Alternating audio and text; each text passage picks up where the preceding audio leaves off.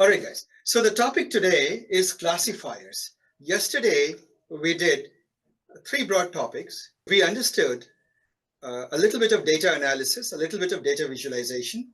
We did NumPy, Pandas, Matplotlib, and then we talked a little bit about univariate statistics and bivariate statistics. Then we went into regression. Regression is when a model predicts a number given an input. The input could be a single number or it could be a vector. Right? We try to figure out what our homes would be worth in California using the California housing dataset. But that is a recap of what we did yesterday. Today's topic is classifiers. So classifiers are a different class of model, different type of model, whose main goal is to not predict a number, but to identify what the input refers to. So one way is, and the classic way that I talk about it is, for years I've been saying, I'll give that example again of cows and ducks. Suppose you have data on animals, lots of examples of cows and lots of examples of animals, of ducks. And the attributes that you have measured are, let us say, the weight and the size of a cow and a duck. And let's try to plot it out. Let us say that this is the size of the animal. Let me call this axis x1, and this is x2, which is the weight of the animal. So you would agree that ducks are small, light, feathery creatures. The data points about ducks would be where I'm drawing them. And then cows are big, massive creatures. Their weights would be, and their sizes would be proportionately huge. And obviously I'm oversimplifying it, but these are ducks and these are cows. Are we together? Right? This is how they would project themselves, isn't it? If we had the data x1, x2, and your y was cow or duck, you had to tell which of the two it is. Does it make sense? So looking at this picture, you can say that if I'm given an input, which is x1, x2, namely the size, the weight of some animal, it goes into a model. This is your x vector. What do you need to produce? You need to produce, roughly speaking, a cow or a duck. It's an identification. These common sense says that I give you weight as, let's say, 4 pounds, and size as, let's say, for size, I take height as a proxy, and I say that the height is 8 inches. So what would you guess? Common sense says, what would you guess? Is it a cow or a duck? Most of us don't encounter cows that are only 4 pounds and 8 inches high. We would guess that it's a duck. You can never be too sure, but what you can talk about in these models is, you can talk about the probability of a cow, let us say, given X. So let me set up some notation. A P here that I put, it's called the probability or probability that it's a cow. Given the data values, given this symbol, this vertical symbol is called given, right? Or more formally, it is called conditioned on. So given that the animal is 4 pounds and 8 inches high, the probability of a cow is more, or the probability that it's a duck is more? Anyone? Which is a more probable event? Oh, you mean like for the dimensions that weight? Yeah, weight so is. It will be, probability will be high for a duck. 4 pound, exactly. Size is 8 inches. You would say that probability. Now, if I give it to you as a fact that it must be either a cow or a duck, you don't have a choice of making it something else. In other words, probability of cow given X plus probability of duck given X must be equal to 1. Why? because I tell you that it is either a cow or a duck. There are no other possibilities, right? So if I say that the probability of a duck is 0.9, then the probability of a cow is 0.1, isn't it? So what you can do is this classifiers themselves, you can build a mathematical model. You are saying that input goes in to the model fx and it produces basically a probability, and you can now say probability of whatever you want, cow of x, and implicitly if you have the probability of cow, it also emits out the probability of a duck given x, isn't it? These kinds of models are called classifier models. And to classify the animal based on the input, that process is called classification. Another example could be if I give you an image, a lung X-ray image. You have to tell whether there is an anomaly present in the lung image or not. So either the person has a completely clear chest X-ray, or there are some anomalies present that need further diagnostic tests. So you need to produce the probability that there is an anomaly. You can never be sure. Even physicians are never sure, right? So you produce a probability of an anomaly. That is again a process of classification. A particular credit card transaction has taken place. You are the banking system. You need to determine, based on the location the transaction took place, the amount of the transaction, the time of the day, and the history of the person to whom the credit card belongs, whether the transaction is fraudulent or not. So you are doing what? You're classifying the transaction as fraudulent or non-fraudulent, isn't it? These are examples of binary classification, this or that. Now, it may not be either of the, sometimes you don't limit to just two classes. You may have, for example, horses here. Let's say horses or ponies, more likely, given this weight size in between ducks and cows, ponies, right? So now your answer belongs to a set G, which comprises of cow, duck, ponies, isn't it, guys? Cows, ducks, and ponies. So you generally what you do is you say for each of the animals, you produce the probability, and those probabilities have to add up to 1. Would you agree? So this is an example of so this is cow and duck, or anomaly or not, or binary classification. This is multi-class classification. These are wordings that you hear, not terribly relevant, but you hear this wordings, classification. So now, suppose I give you an arbitrary point and I ask you, what is it? Let me take a point A. Let me take a point B. And let me take a point C.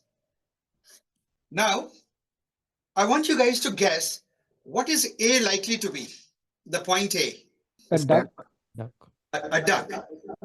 So you would say that A is likely to be a duck.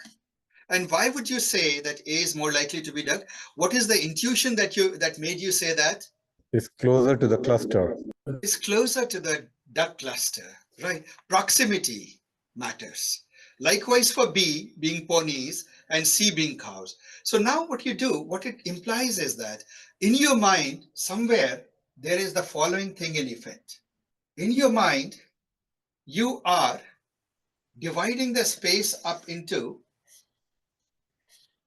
this region. This way, you're dividing the space. And you're saying anything in this region is ducks. Anything in this region is ponies, blue is ponies, and anything in this violet kind of a region is a cow, isn't it? What have you done?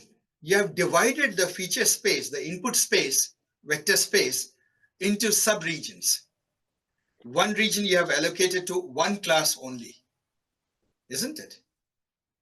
And what you have drawn, this line that you drew, is called a decision boundary. This thing that you went through, this is called a decision boundary, right? So if you were doing a problem that was in, and again, I can't scroll down. So suppose, let's go back to the example of cows and ducks.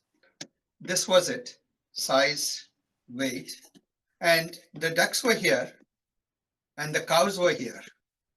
If you take it as a binary classification problem, this is the problem. The decision boundary would be just like this. Would you agree that this is your decision boundary? Yes. And now let's take a slightly different problem. So this is one problem, cows versus duck. Now, cows and ducks are so well separated in size. Most likely you have never encountered a duck so big or a cow so small that you would be confused at all.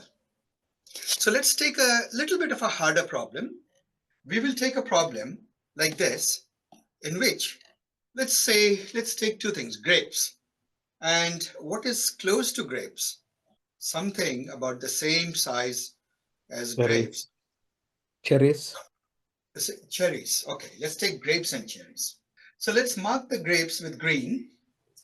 Now, which is heavier, grapes or cherries? Cherries are heavier, right? Cherries, sir. So I will just deliberately contrive an example. This is non-realistic, but will do for us now. Imagine that these are your grapes data. Once again, size and weight. Axes are size and weight. And these are your grapes data. And then you have your cherries data. Let's go and get a color for cherries. Cherries. So some cherries are obviously big and heavy, but you would agree that some cherries can be small.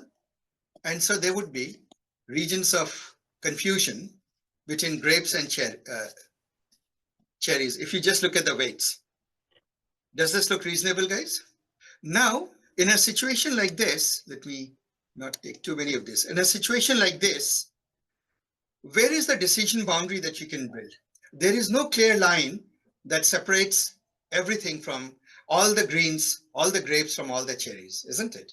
You cannot answer this question perfectly just based on this data, right? Just based on the size and the weight of the fruit. Let's call it grapes versus cherry. You cannot answer this question. If you try to build a decision boundary, your decision boundary would be the best that you can do would be, would it be reasonable to say that this is about the best that you can do? This blue line, isn't it, guys? Yeah. Right? And then you can say this side will be grapes, this side would be cherries.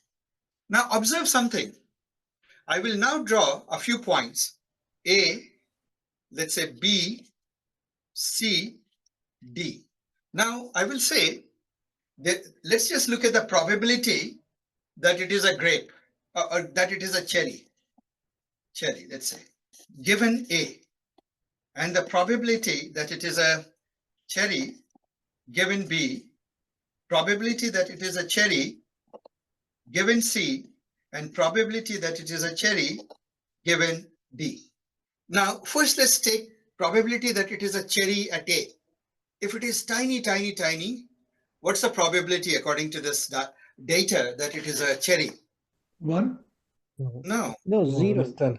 zero, Zero. zero, right? At Oh, D, cherry, you're saying cherry, sorry. and what is the probability that it is a cherry for a data point D? There is this 1. 1.2, 0.1 or Close to 1, right? B. Maximum probability is 1, right? Nearly 1. It is, you're almost certain this big heavy thing has to be a cherry. No grape is this heavy, right? But what about this? Now look at the journey that you take along the axis that I will draw. So I'm going to connect a line. So look at this blue line. That guy. As I move from A to B to C to D, the probability that it is a cherry increases or decreases? Increases. It increases. It increases, exactly. So you can say, and what about the what about the decision boundary? At the decision boundary, what is the probability that it is a 0.5. half? Is exactly P is equal to half for both. Equal chance that it's a cherry or a grape. That's why it's called a decision boundary. You can't decide if you sit astride the boundary. So, But is it always the case, the decision boundary being 0.5? see, so now I'll take that back. I'm introducing the subject very carefully. See, what happens is, in this particular example, and by default, unless you have some other information, you set the decision boundary probability to be 0.5. In real life, though, because there are other realities that you have to take into consideration, you make your decision boundary at a different probability, but you have to choose at what probability. I'll give you a real life situation. See, suppose you're doing screening for cancer and you're looking at chest x-rays, and there is a probability that the person has a tumor or any form of anomaly. At what probability, as a responsible doctor, should you send the patient for further screening, a further diagnostic test? Because cancer, it is such a ruthless and fast-moving thing. Would you really wait till the probability is 0.5? Or would you send a patient for further diagnostic test, even if the probability of having cancer is, let's say, 10%? Because see, what will happen? You tell the patient that we need to do some more tests. Then subsequent test, suppose the probability is only 10%. When other tests are done, blood tests and other things are done, it may turn out that the patient is completely fine. Or it may turn out that the patient has cancer. If the patient turns out to be completely fine, then you just scared the patient a little bit for a day or two. And then he'll go about his life or her life. On the other hand, if the patient has cancer, you have just caught it early. And the opposite is true also. If you did not catch it early, the consequences could be disastrous. So at that time, you would set the decision boundary at very low probabilities itself, right? There can be another test now. Now, suppose the patient you're standing in front of our operating theater, right? There is a very invasive surgery that you need to do if the patient has cancer. The chances of coming out alive from the surgery is very low.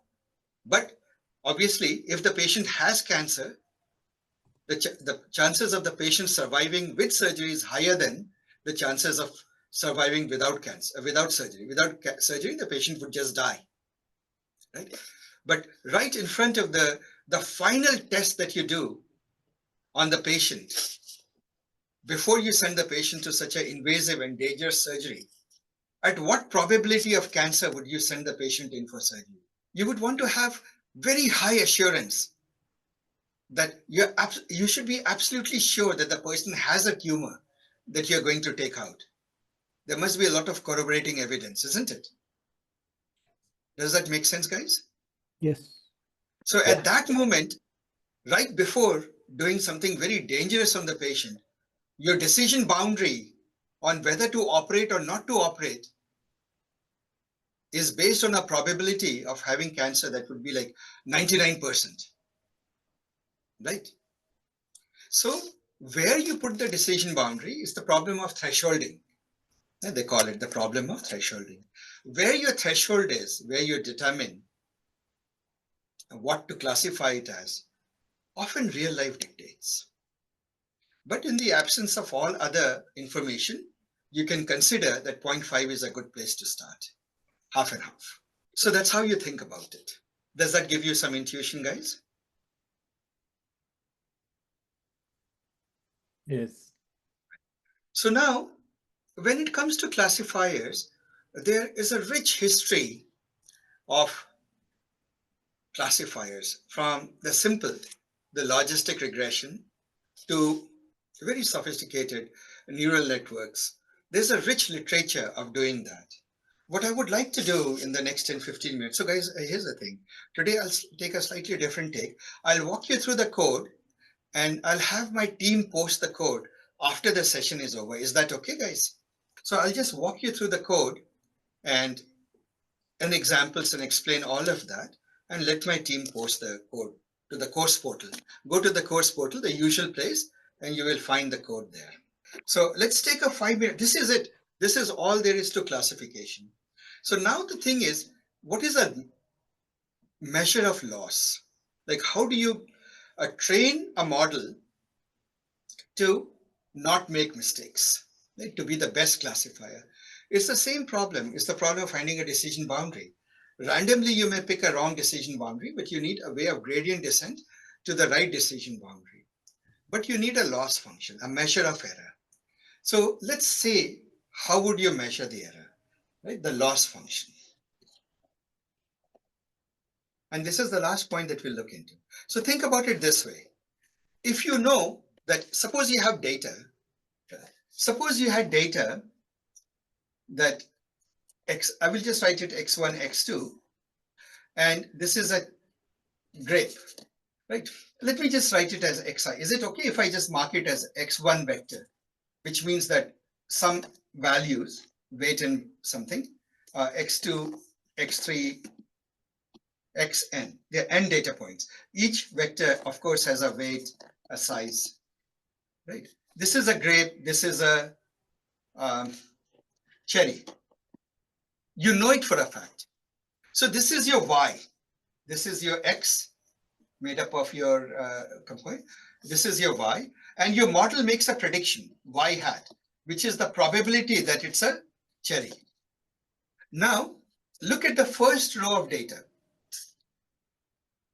In this first row, when you know that it is a grape, what would you like to see the probability to be? Probability of a cherry to be? Low or high? Low. A good model should produce a low probability, right? So now, if I do this, probability of cherry, given the first data point, you want it to be low. So you want this number to be high. In other words, you want the probability of grape, which is the converse of this, to be high. Is it obvious, guys? If the probability of cherry is low, the probability of grape has to be high, isn't it? Now, this number will go from 0 to 1, right? 0 to 1. This is the interval of this number.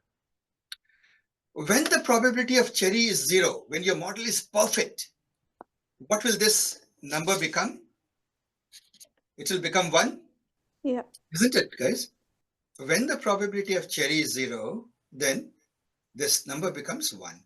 And now what happens is that what you count is, for mathematical reasons, it is called the maximum likelihood estimation argument. When you take the log of this, x1, log of 1 is 0. But log of anything smaller than 1 is very high. Likewise, look at this now. Actually, this will be easier. This is probability of cherry, right? Let me just write it probability of x. So let's think about it this way, guys. I'm just shortening it to px. When it is a cherry, you want the probability to be high. If you know for a fact that x2 is a cherry, you want the probability, your model to predict a high probability of a cherry. But if it predicts a low probability, it has made a mistake. Let us quantify the mistake. If you take the log of this probability, negative log, and why you take the negative log, there's a bit of a mathematical argument. Actually, I can give you the argument. It is a measure of surprise, right? Entropy.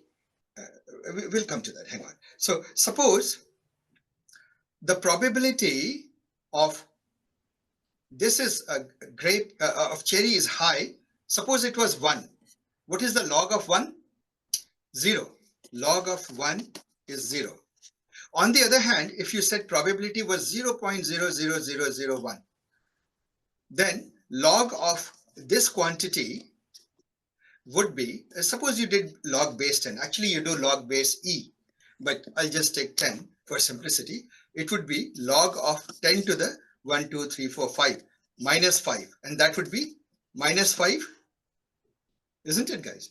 Minus 5. And minus of -5 would be +5. So this is a big number. When the answer is correct, negative log probability gives you 0. When the answer is any form of wrong, the negative log is a number. And the job of a machine in machine learning is the loss function is, if you write it across all the points as negative log probability xi of each of the items based on what it is. And of course, you have to say a probability of what? Probability of a cherry, probability. If it is a cherry, then probability of a cherry. And then if it is a grape, then the probability of a grape. It is the negative log. The summation is called negative log likelihood. Now, why the strange formula is the loss function? Sum squared error was more easy to understand. How do we get intuition into this kind of a formula? So let me give you an intuition into this kind of a formula as a free. Let's go to another page. See, look at this. Suppose you know that there is no rain here today, right? But the weather prediction said that the probability of rain, so one weatherman A and weatherman B. Weatherman A said that the probability of rain is equal to 0.001. Weatherman B said probability of rain is sure. Basically no rain. Rain, according to weatherman B, is surely 0.95. And the reality is, ground truth is no rain.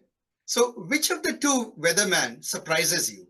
If there was no rain and the weatherman said probability of rain is very low, does the prediction of weatherman A surprise you, or the prediction of weatherman B surprise you? B surprise you, right?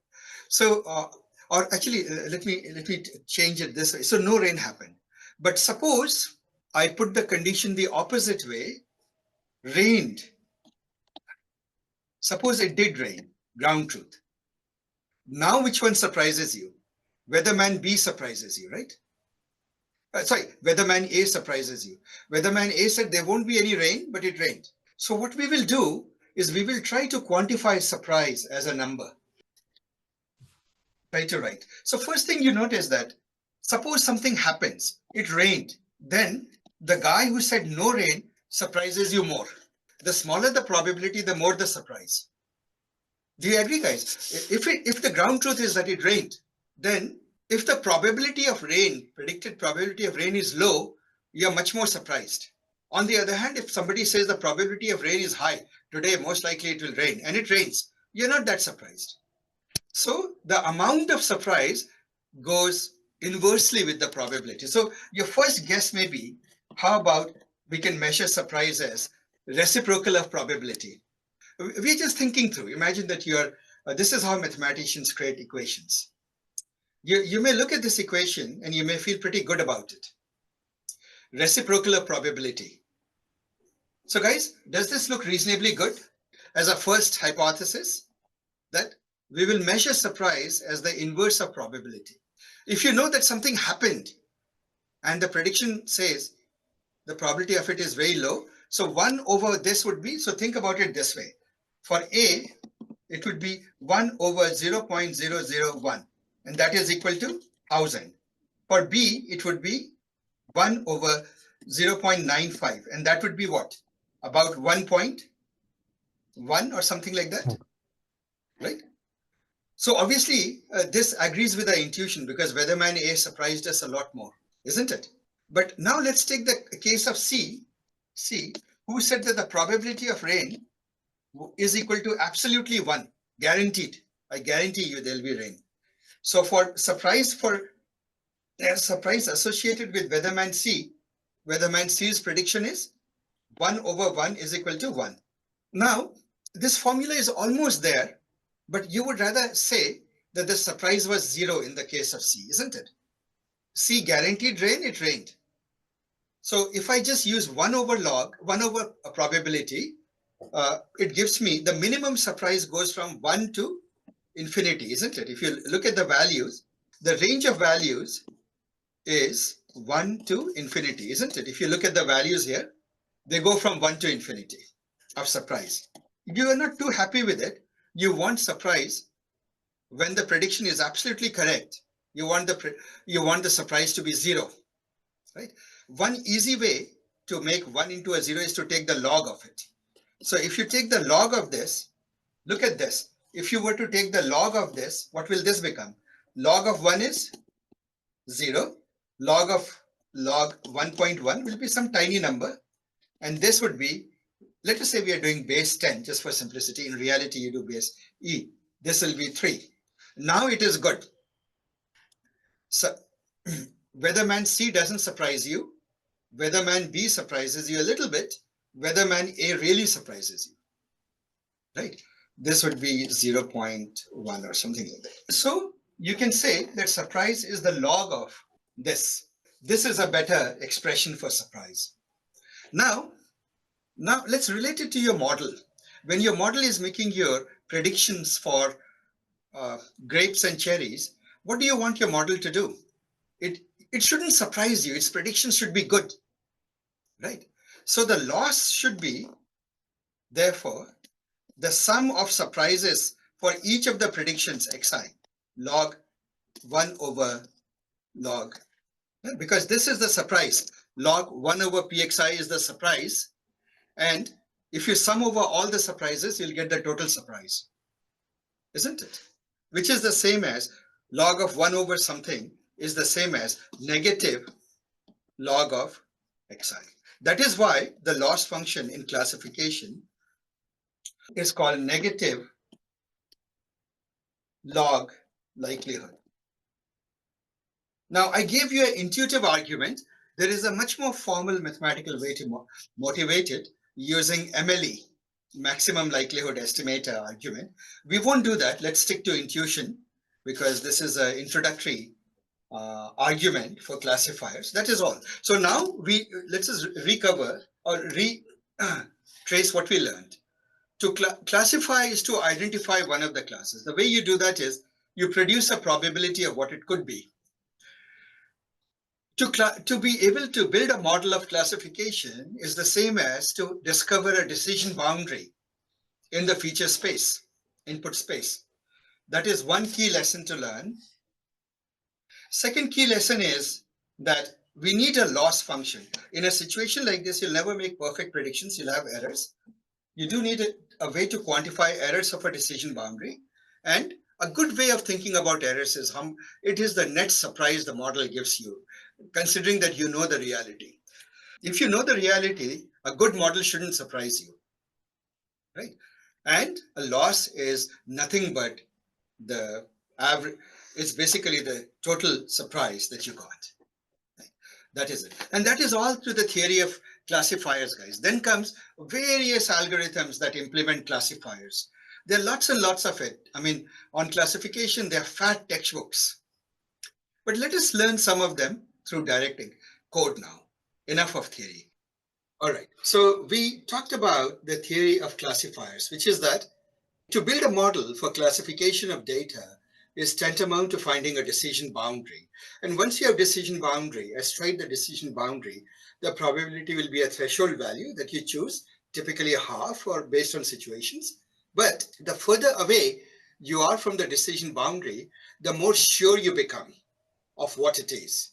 Right? Now, the loss function for this, a good loss function is just negative log likelihood. Now, let's take an example of that. By the way, yesterday somebody asked me about the power transforms, and I said that I'll give you guys the notebook of power transforms. I've added it. So if you look into this notebook, you will see what it is. I wouldn't get time to explain it, but this, if you read this article or this Jupyter notebook, I've explained it very, very clearly, and you will understand it well. Power transforms are one of those magic sort of mantras. Very few data scientists know about it, but the ones who do, They use it quite a lot. And it leads to much better models when you're modeling with it. I won't talk more about it. Now let's go to classifier examples. We'll take one data set. Guys, the code for it is very straightforward. By the way, I'm showing the code on our web page. It looks cleaner, but I could show it to you in Cursor. But because some of you asked me, how does it look in Cursor? So if you were to look at it in Cursor, it wouldn't look any different. It would look just in black. I mean, most people keep a black theme for Cursor. Here we go. So I'm showing you the same thing, classifier 1, now in Cursor, right?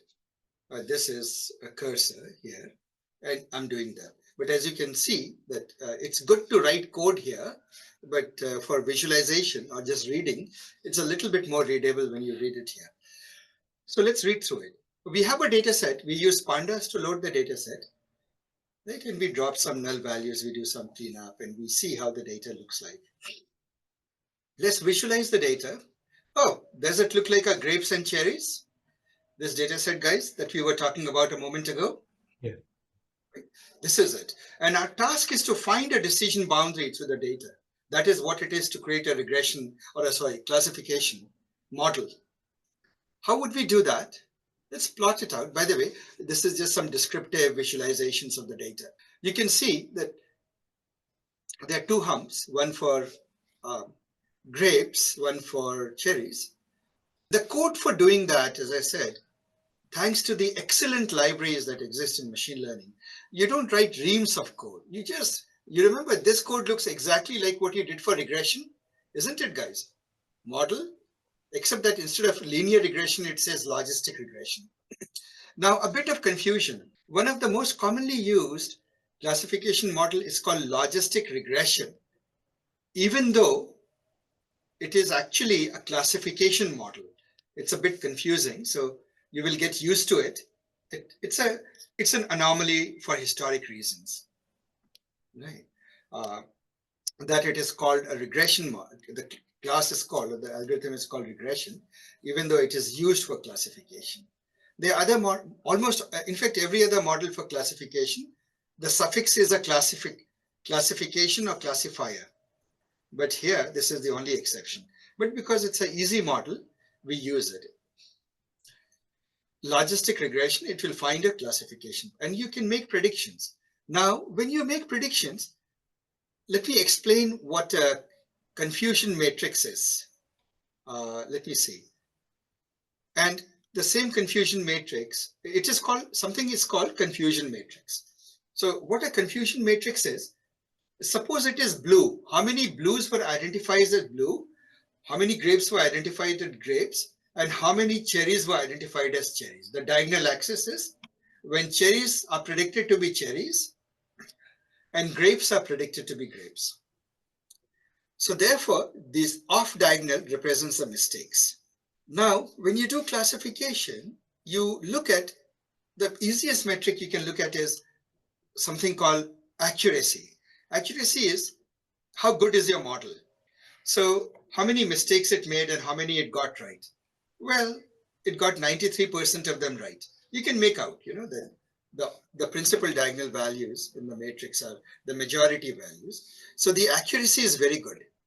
Now, you should never count or trust accuracy itself for a reason. And I'll leave that today as a problem for you. Go read and think, why is accuracy, and looking at only accuracy, not a good idea. I said that in regression also, you look at the R squared, you look at the mean squared error, you look at the residual analysis, and then you decide if you have a good model.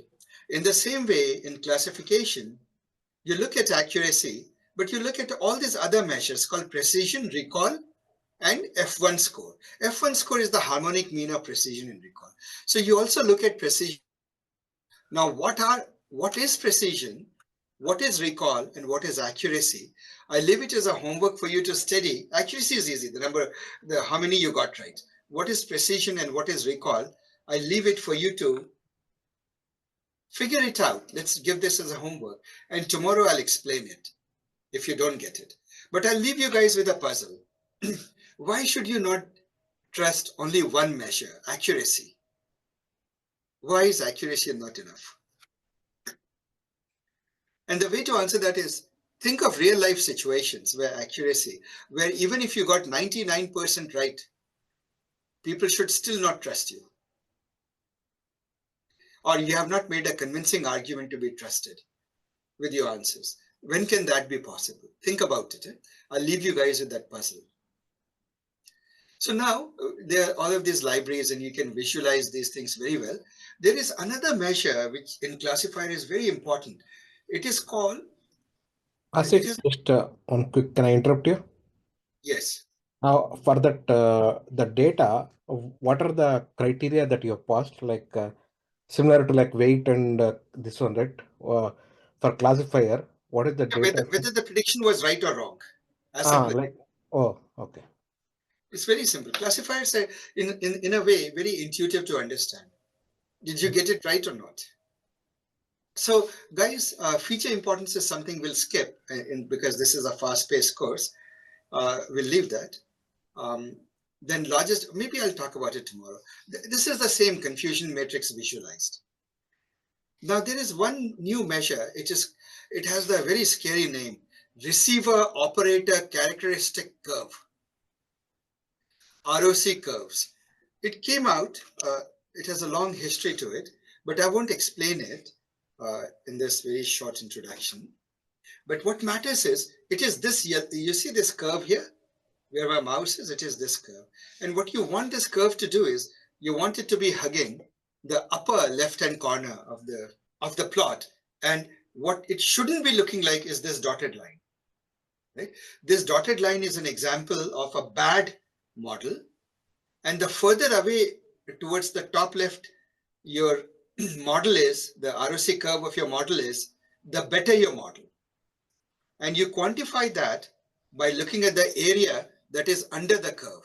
So the further this curve is from this diagonal, and the further this curve is sneaking up to the top left, the more the area under the curve, and therefore, the value goes from 0 to 1. So obviously, if it is diagonal, it is 0.5, which means a bad model.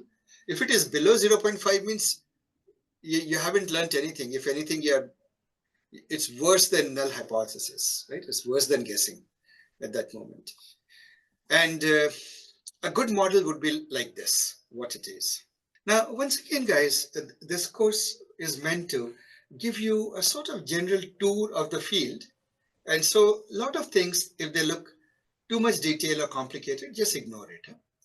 So now what I have done is plotted the probability by how faded or transparent a point is determines how strongly you are convinced it is of the answer.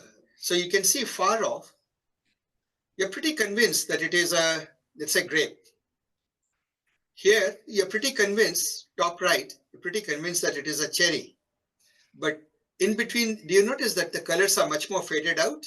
I deliberately made this visualization to signify the probability values.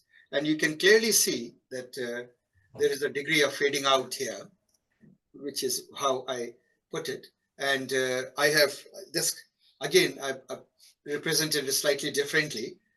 Blue color is the region that it says is, I suppose, grapes. This is the region that it says is cherries. And you can see I've juxtaposed the actual data on it. And you would agree that this is a good model. So let's stare at this model. By the way, this sort of visualization, a lot of people say they find this code very useful. They use it a lot in their companies. They take this code and use it a lot. So feel free to go use it. Right? Use this code. So now, when you look at this graph, guys, is it obvious that this is a good model? Because the background color is the model's prediction. And the dots, the color of the dots, do they match the background color by and large? Anyone? Yes. So, They do match, right? as if the decision boundary, is it based on the maximum density of the cluster? No, nothing to the cluster. It is Okay. where the probability of it being grape or a cherry Okay. is equal. That is the white line. Okay. Right. So that's what it is. So in this case, you notice that it's a scattered data. So this is it. The ROC curve is pretty good. And it's a simple model. I'm showing visually. Now I've drawn the decision boundary for you, right? Through the data. And you would agree that this decision boundary is probably the best boundary you can draw. It is the best boundary you can draw, separating the grapes from the cherries. It isn't your model. It isn't that your model is not making mistakes. It will make mistakes, but it will make minimal mistakes with this decision boundary, right, guys? Well, there are other algorithms. I've just given linear discriminant analysis. It's a repeat. It doesn't matter. You will come to that model that algorithm is equally good, comes with similar results. Let's look at another data set. Oh, this data set, when you look at it, clearly you see it is 4 different classes here, isn't it, guys? There are 4 different classes involved. So it's a multi-class classification problem. So the decision boundary will be a little bit more interesting. Let's repeat the analysis. When you repeat the analysis here, we ended up making a pretty good model. And look at what you have given is the class probabilities. The faded ones are less probable. It's pretty like that visualization is not that great. Yeah, but here, sorry, actually this is the only visualization. We have predicted that this is this. This exactly matches the reality. If you look at the reality, right?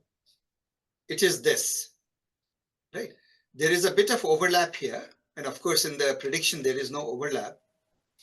This is how it is. But you would agree that it has managed to separate out the 4 colors quite well. This model, it has done a fairly good job of classification. And if you look at the ROC curve, you see that it's hugging at the top. Very good classification. So guys, there is this little bit of code and you get very used to it. And usually one easy way to get started in this field is to have the Jupyter notebooks, like for example, the ones that I'm giving you, because you can hit the ground running with any other data set that you encounter in your workplace. You can use this, just change the data set and repeat the analysis. Let's look at another data set. Oh, this is a little harder. You notice that one class is surrounding the other class, right? It is somewhat like an egg yolk. You have to tell whether a point is in the yellow part, the egg yolk, or is in the white part, right? Or another mental picture that you can carry perhaps is there is some land and this is the lake in between the land, right? And you have to tell, given a point, it's in the lake or it's in the land. So once again, you can try to do linear models and you will fail, right? Why will linear model fail, guys? Look at this. Can somebody tell me why will a linear model fail? Because there is no linear relationship. No, there is no line that can separate the 2 classes. Do you see that? Imagine any line through this data. Do you think all the blue points fall on one side of the line and all the purple points fall on the other side of the line? No, right? In fact, you'll have to make a curve. You'll have to make an ellipse. To make the decision boundary is an ellipse, isn't it, guys? You see that the decision boundary, if you were to imagine what a decision boundary would look like, separating the 2 classes, it would be ellipsoidal. Am I making sense, guys? Yeah. Yeah. And an ellipse does not look like a line. Yeah. Right? No, If you were to make a said diagonal line, imagine, for example, a diagonal line through it. It would be pretty bad. Get lots of things wrong. So, therefore, when you try to use a linear model, you will get into trouble. And this is what a bad model looks like. You notice that. The ROC curves are horrible. They are not hugging the top left corner of the chart. They are right here all over the place. Pretty bad. And when it just has drawn one line saying the top half is cherries, the bottom half is I mean, is one color, bottom half is this. You know that this has nothing to do with reality. Reality looks like this here, and the model predictions look like this. This is a disaster. So what you really need, and when you predict it, it basically says everything is like this.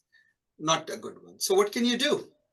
You can build perhaps another kind of model, which also it's called the linear. So let's look at this. A linear, there's something called a linear discriminant analysis. Ignore that. This is a quadratic discriminant analysis. It's a nonlinear model. Now, there's a bit of typo here. I'll fix it. Now, we wouldn't go into what quadratic discriminant analysis is, but I'll give you a simple idea. Quadratic discriminant analysis can make curves with quadratic terms. Ellipse, if you remember, in your school, equation for ellipse had a quadratic term, right? X square over a square plus y square over b square is equal to 1. Do you guys remember something like that? Right? So when you take a model, take an algorithm that can draw quadratic curves, then will it work? It works like a charm. Do you see this? You can see the white line, the white color is the decision boundary. And is it doing a good separation of the data, guys? Yes. Pretty good, right? So what it means is for every data, you have to think which of the classifier algorithms would work. And now look at this beautiful visualization that emerges of the prediction versus reality. It completely agrees. You know, it's a very, very high. And now look at the ROC curve. It looks so nice, right? The curve is hugging the top left-hand corner of the model, right? So the question therefore arises, could we have done it with logistic regression also? You could have done. All you had to do is go to a polynomial degree. Remember that trick, you can apply polynomial degree. And when you do that, once again, because polynomial degrees will give you the bend in the curve that you're looking for, you will again get beautiful results. So these are three ways of doing it.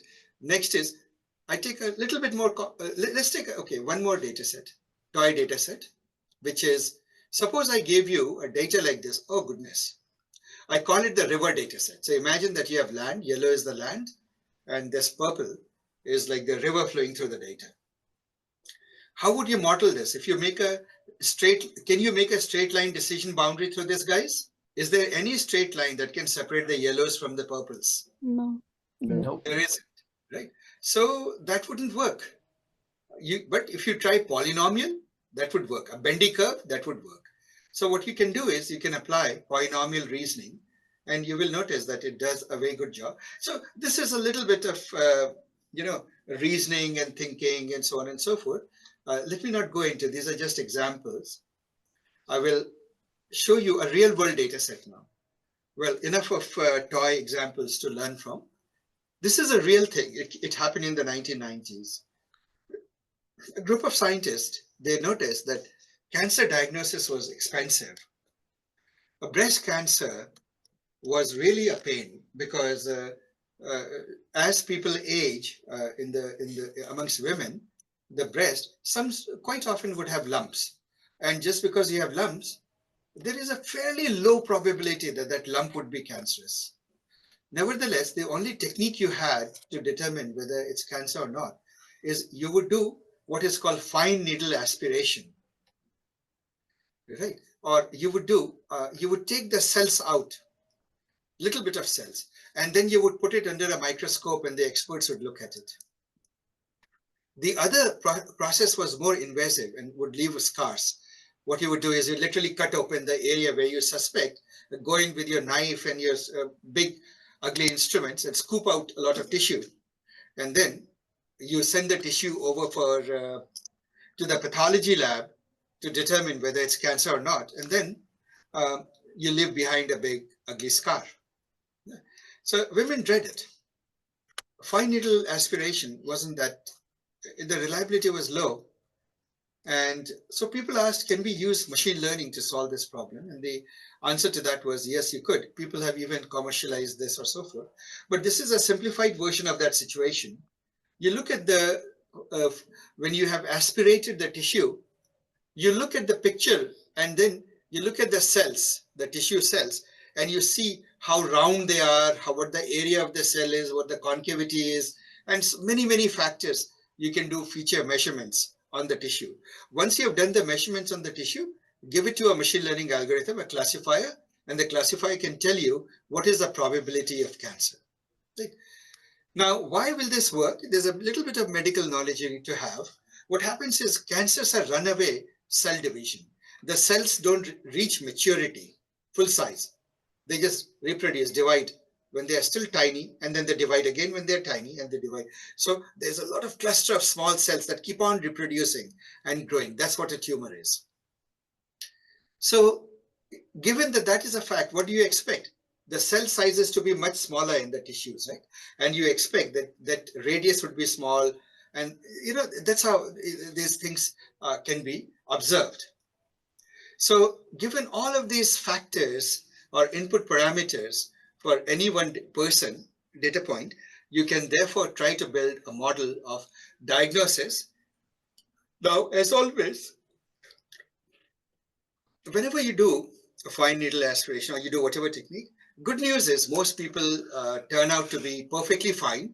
Small number of cases turn out to have the cancer, right? The ground truth is that about a third will have cancer in this particular data set. So now, when you take this data set, so this is your statistical analysis that I sort of taught you guys yesterday. You can look at correlations and many, many plots. But at the end of it, this is just, I'm giving you techniques for data visualization. At the end of it, you can build a model to classify it. And then when you build a model, you notice an accuracy of 90%, right?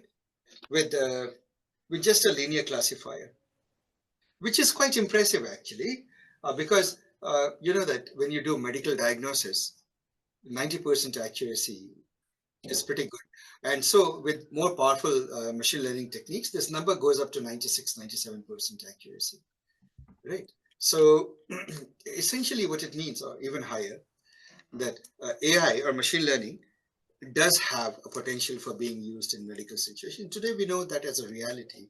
And I'll end the class today with the statement that today we are in a situation where the AI algorithms, the classifiers, they actually make less mistakes than the average pathologist or the average radiologist who's studying the x-rays and so forth, or the CAT scan or MRI. Not only do they beat the average, they are at par with the best. In fact, Google had a study that says that there are very, very few human beings, radiologists, who can beat AI anymore. And suppose in the world there are 10 of them, surely they are not present in your hospital. Right? Your hospital has a higher probability of having a more average radiologist.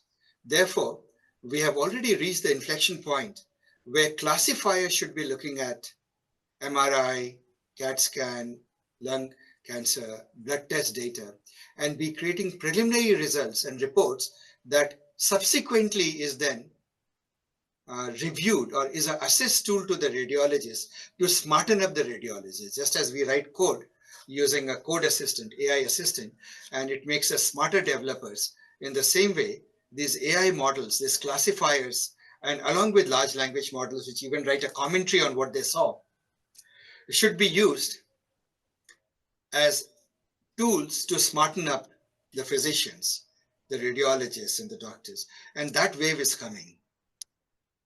So like this results in like less radiologists needed in the market.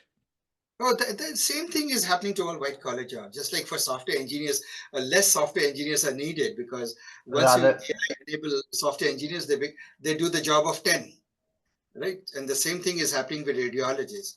But now you just need a skilled radiologist because so much analysis is done by AI that radiologist is more in a sort of a co-pilot or just a verification or supervisor role, carefully reading through and making sure AI didn't make a mistake.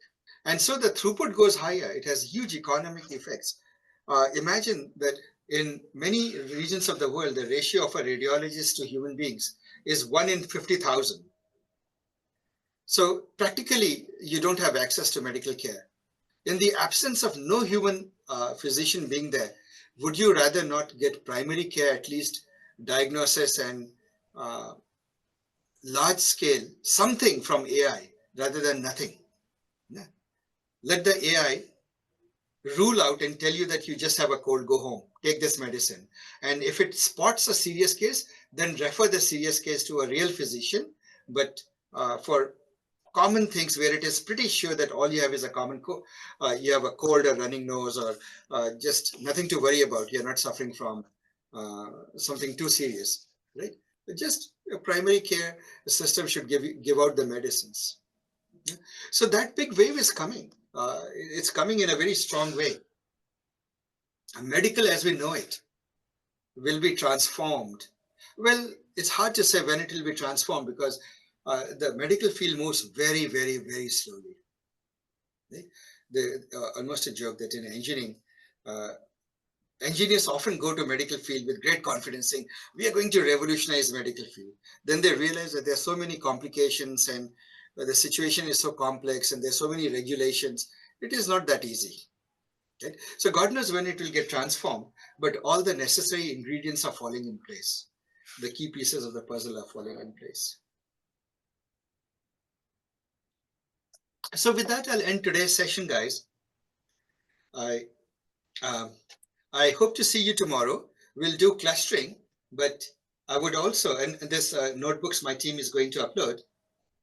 I leave you with an exercise. I left you with a puzzle. Suppose some model's prediction accuracy is 99%. Is there still a reason to doubt it or not to take it too seriously? That is one problem. Think about it.